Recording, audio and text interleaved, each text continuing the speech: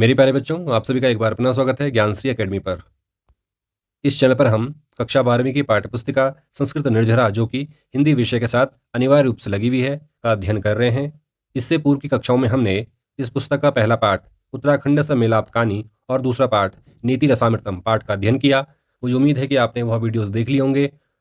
आज की कक्षा में हम इस पुस्तक का तीसरा पाठ सहसा विदधीत न क्रियाम पाठ पढ़ेंगे। सबसे पहले पाठ का वाचन होगा और उसके पश्चात हिंदी अर्थ करेंगे।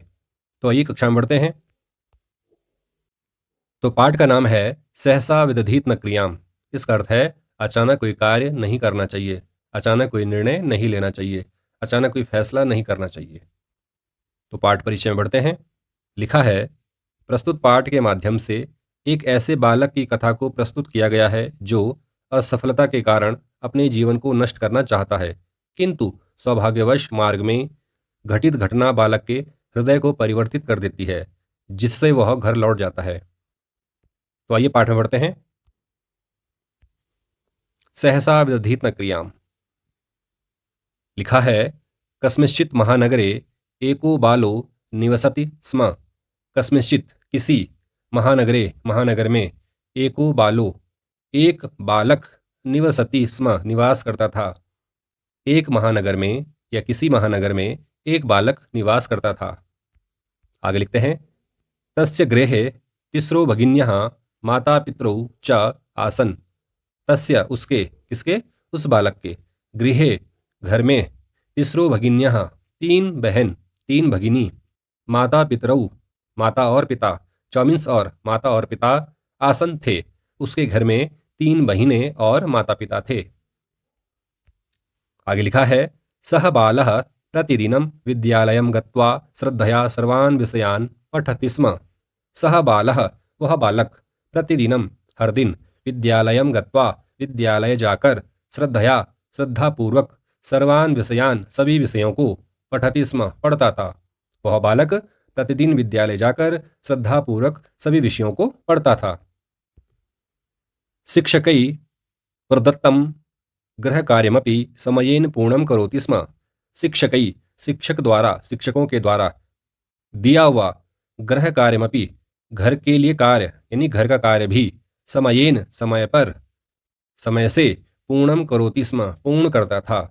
शिक्षकों द्वारा दिया गया गृह कार्य भी समय पर पूर्ण करता था।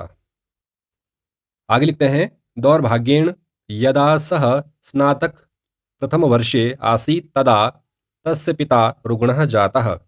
दौर्भाग्येण दुर्भाग्य से यदा जब सह वह बालक स्नातक प्रथम वर्षे स्नातक के प्रथम वर्ष में आसीत था तदा तब तस्य उसके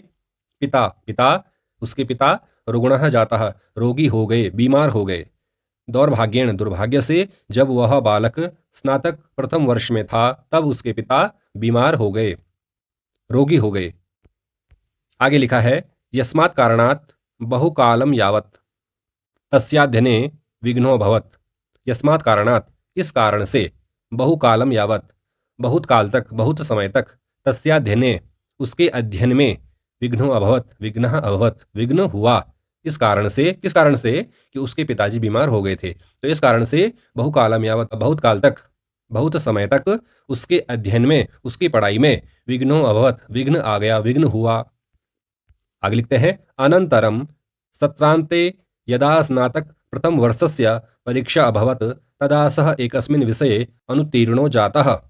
अनंतरम उसके पश्चात सत्रांते सत्र के अंत में यदा जब स्नातक प्रथम वर्षस्य परीक्षा अभवत् स्नातक प्रथम वर्ष की परीक्षा हुई तदा तब सह वह बालक एकस्मिन् विषय एक विषय में अनुत्तीर्णो जातः अनुत्तीर्ण हो गया।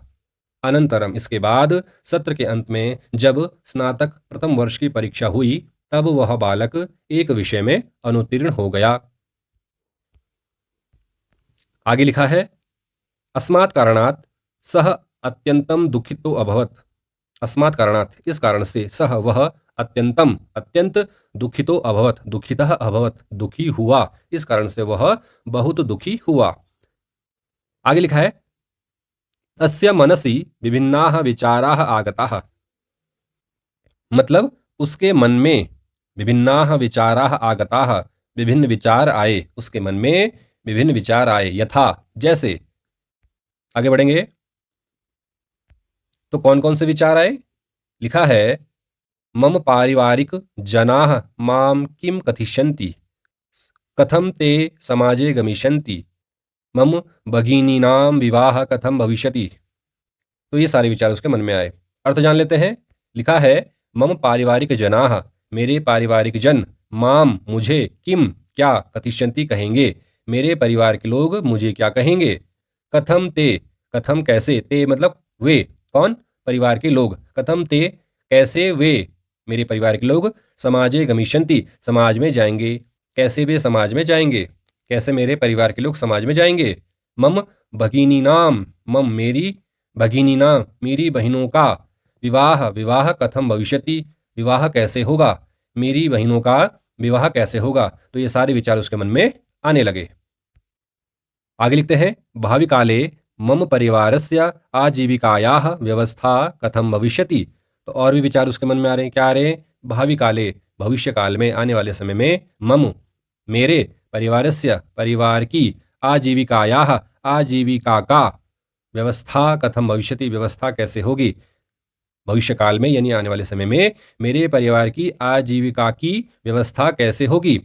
आगे लिखते हैं यतो ही पारिवारिक जनानाम आशा मई एव अस्ति, यतो ही क्योंकि, पारिवारिक जनानाम परिवार के लोगों की, आशा मई मुझ पर, एव अस्ति मुझ पर ही है, क्योंकि परिवार के लोगों की आशा मुझ पर ही है।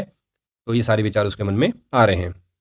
आगे लिखते हैं एवं प्रकारेण सह चिंताम कुर्वन् गृहमागतवान, एवं प्रकारेण इस प्रकार से, सह वह कौन, वह बालक, चिंताम कुर्वन् चिंता करते हुए, गृहम आगतवान घर आया।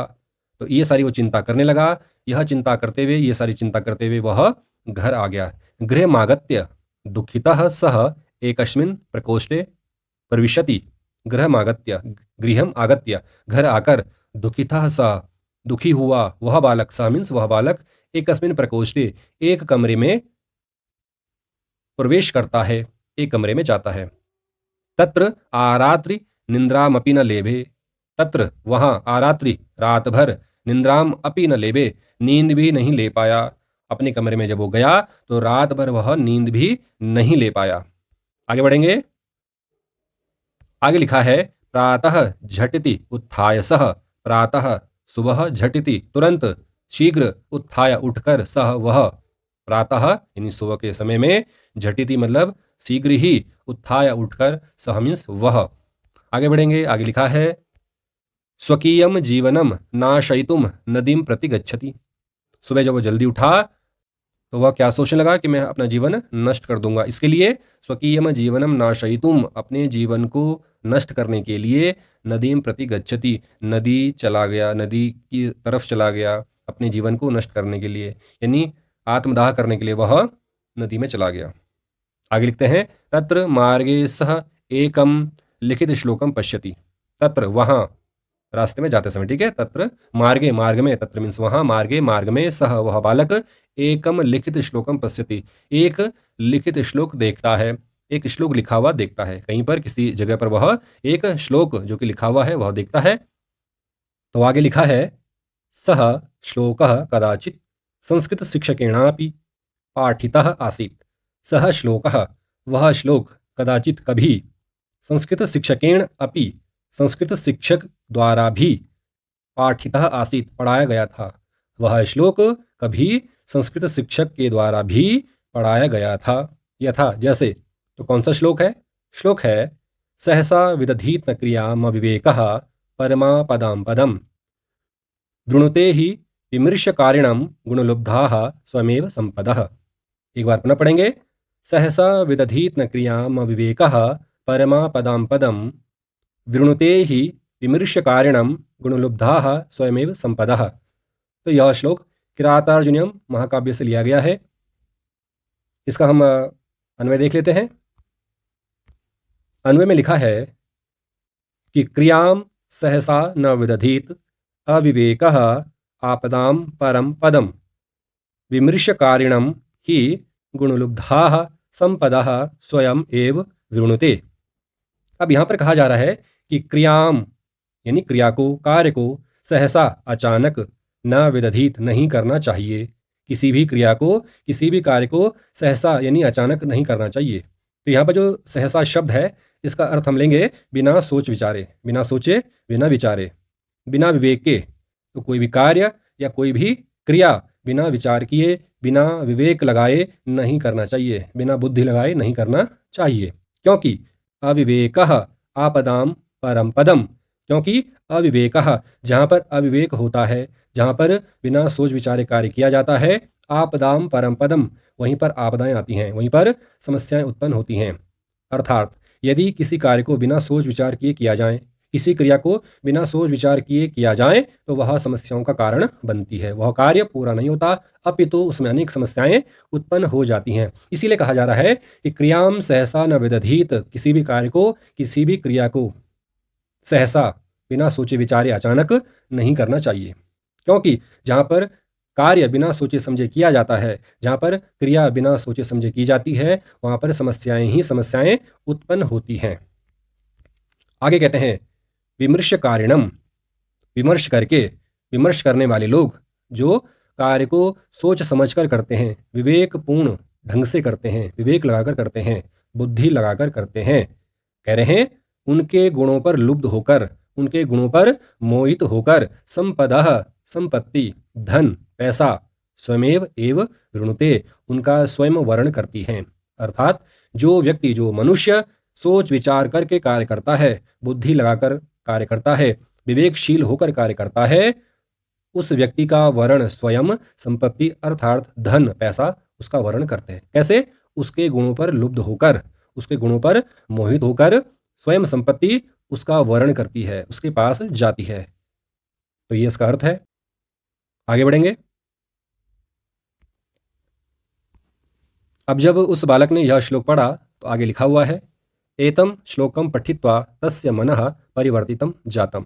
एतम श्लोकम, यह श्लोक पठित्वा पढ़कर, तस्य मनः, उसका मन, परिवर्तितम जातम, परिवर्तित हो गया। जो उसने अपने जीवन को नष्ट करने का निर्णय लिया था, नष्ट करने का मन बनाया था, वह उसका मन परिवर्तित हो गया। कैसे? तो वह श्लोक पढ़कर, सहसा विदधीत न क्रियाम। आगे लिखा है सह चिंतयति यद अहम किमर्थम अविचार्य एव स्वकीयम जीवनम नाशयितुम गच्छामि। सह चिंतयति, सह मीन्स वह बालक, वह चिंतयति चिंतन करता है, सोचता है, विचार करता है, वह विचार करता है यद कि अहम मैं, किमर्थम क्यों, अविचार्य बिना विचारे, एव ही स्वकीयम जीवनम अपना जीवन, नाशयितुम गच्छामि नाश करने के लिए जा रहा हूँ। क्यों मैं अपना जीवन नष्ट करने के लिए जा रहा हूँ?